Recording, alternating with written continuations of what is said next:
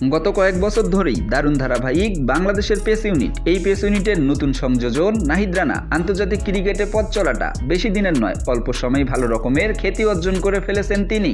নাহিদ রানার বলের গতি সবচেয়ে আকর্ষণীয় ব্যাপার। এবার চ্যাম্পিয়ন্স ট্রফির ম্যাচে নিউজিল্যান্ডের বিপক্ষে নিজের প্রথম ম্যাচ খেলে ফেলেছেন তিনি। আইসিসি ইভেন্টে নাহিদ রানার এটি প্রথম ম্যাচ।